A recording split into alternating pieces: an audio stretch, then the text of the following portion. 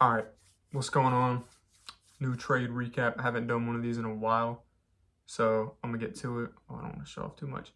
I'm not gonna jump around time frames too much, but today was my first day back from or second day back from not just trying to top tick and bottom tick.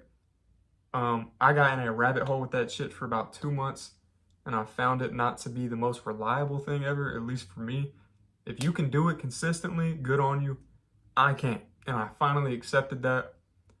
I was like all about it for like 2 months, but now I'm like, man, I was overcomplicating the shit out of that, man. I was getting into like fixed time and stuff and like crazy stuff, trying to come up with my own theories. And I lost a lot because of that, dude. Don't fix what's broken. Today is about continuations for the most part. And today was not the most ideal day for continuations, but I'm about to show you my trades I took today. It's probably the best I've traded in a really long time. Definitely brought back some confidence for me. So yeah, I'm gonna just get straight into it. So pretty much off rip, I took a loss here, and I'll explain it. I didn't keep in mind, it's early in the morning, bro. I didn't keep in mind that this is all accumulation and, we're dropping lower. It's manipulation. You know what I'm saying? We did not take out this buy side with this 9:30 opening candle, and it was right here. So manipulation. I didn't keep that in mind. Took it off this little CISD right here, hoping we go down. We didn't. Got stopped out. Whatever. Next trade. Okay, so we have some buy side here. We have some buy side here. And we had a 1 hour or 15-minute first presented fair value gap of a big leg down right here.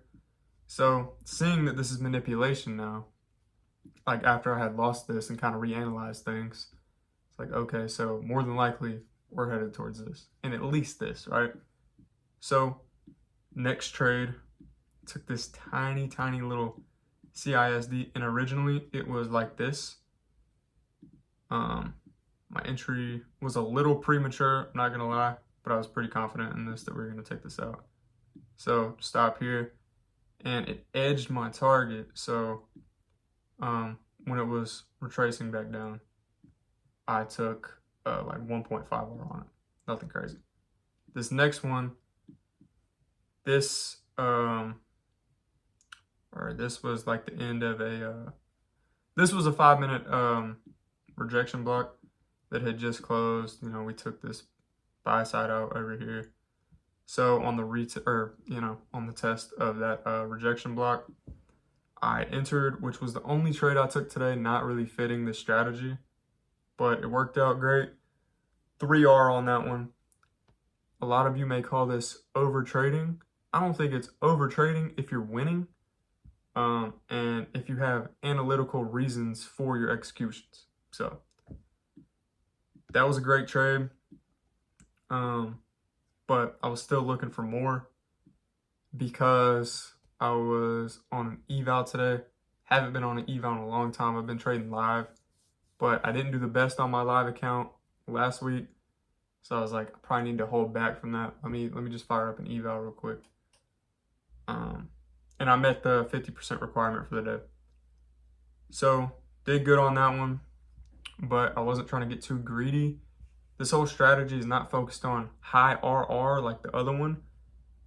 This is just focused on 1 to 2 RR, super simple, close targets, least amount of thinking possible, I guess. I don't know. But that was a good trade, and we immediately rejected off of it. So, I knew probably trying to push higher. And this was the second trade I took a loss on. Swept this out, which this is recent liquidity. It's not as strong, is what I found. Tiny little IFEG right here. This little CISD. So I took it on this retest right here of the IFEG. And I don't regret this one. This is like another reason I'm not going for greedy targets. This wasn't a greedy target in my opinion. Maybe I should have went for this low, whatever, not a big deal, took a loss, whatever, right?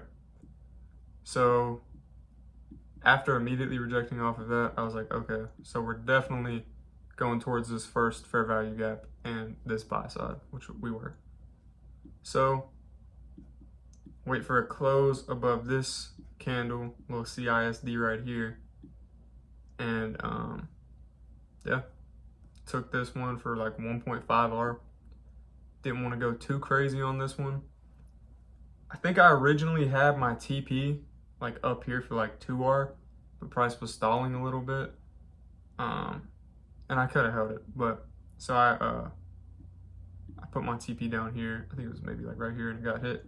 So it was about 1.5R.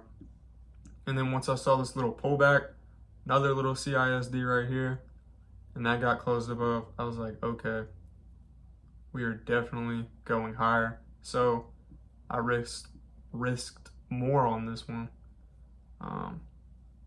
And yeah, took this one for 2.5R. That was a great trade. And then, this, like I said, this is all about taking more executions, but not as much risk, or, you know, just kind of downsizing a little bit and just taking more executions, just based on targets. So then this next one, pull back into this fair value gap. We still haven't touched this fair value gap yet, so I took one here and I just put my stop below the below this little fair value gap right here. That one got hit, you know, super small. Actually, I think it might have been more like this, still about 1R, not too crazy. And then this was the point where I was like, okay, the bias was very mixed for there. There definitely wasn't like a specific bias, so I kind of expected somewhat of a range day and not just like a dump or just straight to the top, which is exactly what happened. We hit this first presented fair value gap, sweep this buy side, which was pretty significant. And then originally this trade right here, I had my stop above this high and I had my TP, I think about down here-ish. And price was really chopping around. And with that many confluences, I just wasn't, I was getting less and less confident in it. So once we made this little CISD right here, put my stop above this high, and I put my target like around here-ish, something like 2R. But it ended up winning. That was a pretty good trade. And then I see price was really starting to head down, and at this point I only needed like $300 left for this evaluation. So, and all this, I was using like 4 or 5 contracts. The only ones I risked heavier on was this one and this one. So right here, I don't think I went too crazy. I can't remember how many, I can't remember how many contracts I used on this. But this wasn't like the best setup, but I was pretty confident we were gonna continue lower. So we had this tiny little CISD, and then so I entered on the retest of that. That one worked, and then I was like $30 away from you know, meeting the requirement for the day. So then I took like a random trade right here, dude. I was just trying to get like $30, and then that was good. And then I took a sim trade just because I was like at the gym and I got bored. We had this accumulation, manipulation. I don't know why the candle disappeared right here, but there was like a fair value gap here that we had inversed, if I remember correctly. So I think I got in, yeah, I got in right about here. And then, yeah, I got that one. And this was on my phone on demo. 1.7R, not bad. And then I took one more trade on sim just because I was bored. And that one lost. So 11 total trades. 3 losses, 8 wins. And you can see, like, if I go all throughout the day here, right? This is not a super directional day, which is where these continuations seem to shine. But I still did great and it was like a very obvious range day. So I don't know, man. If I was trying to top tick and bottom tick, could I have done this? I don't know. I don't think so. Probably would have missed a lot of entries. So way more trades taken, way more executions, but way more profit.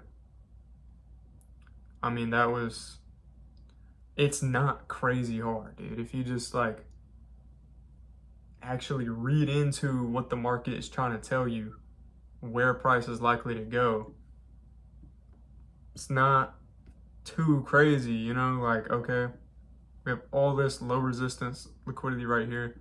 This is accumulation. We manipulate down, take it out. This was a stupid trade. I didn't analyze the market that well. We're obviously going higher and going for this. Does that mean I need to snipe along from all the way down here, try and top ticket, probably miss my entry, and then miss out on the entire thing because I don't get another pullback that aligns with my fucking standard deviation? No, I don't need to do that. This worked way better. I need to execute it more. My first payout was off of a similar strategy, just liquidity sweeps and IFEGs, but I felt the need to overcomplicate the whole thing. And no, this isn't good enough. It's too simple. I don't know why I did that, but I did.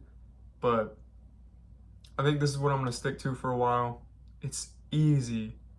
So, like, if you have just a little bit of screen time and market experience, like I've been trading for about 10 months now, I have a good bit of screen time on my hands now. It's not hard anymore. Like, it's not that hard anymore. It's pretty easy at this point using this strategy. Like, it's just, I'm not sitting here having to break my neck thinking of the possibilities, trying to project price, trying to guess where it's going to go. You know, like, dude, I'm fucking an almost 20-year-old sitting in my room, dude. I'm not on Wall Street, you know what I'm saying? I think I'm a fairly smart guy, but I don't think I'm, like too crazy. Like, it's a simple way to trade, dude. All you're looking for is a little damn. My fault. Hold up. As a little IFEG liquidity sweep, or if you're confident in where price is going based on what's already been swept, like right here, you know what I'm saying? You can take multiple little continuation trades. It's like, okay, we closed above this. And I don't know if this is the best CISD example, to be honest with you, but this is a decent one, I guess. And yeah, dude, it works. So, I don't know. It's just a hell of a lot easier, dude. I mean, now, you can get pretty chopped up, right? Like, but if you're going for one, like this is that's not a good example. See, like here, if you're in some obvious accumulation, you probably shouldn't be trading. This is a trade I would probably take. Well, I don't know, there was no sweep. And there's no like obvious target. Anyways, besides that, pretty good day. It's probably the best I've traded in a while. And it just kind of reconcreted in my mind, what I am capable of in the markets, and not to overcomplicate it too much. Like, it's not rocket science. But yeah, dude, I hope y'all enjoyed this video. Pretty simple. I mean, this definitely isn't for like the very beginners learning how to trade, but if you have more than like 3 months of experience on the market, this is like pretty cut and dry, pretty simple if you understand just a few ICT concepts, liquidity sweeps, fair value gaps, and like an entry model or two. This is not that hard. So I don't know, just what the biggest thing I've taken away is just don't overcomplicate it, dude. It's not meant to be that hard, right? We're just retail traders at the end of the day, man. You're not working at, I don't know, some big financial firm. But yeah, Jesus loves y'all. Hope y'all have a good day.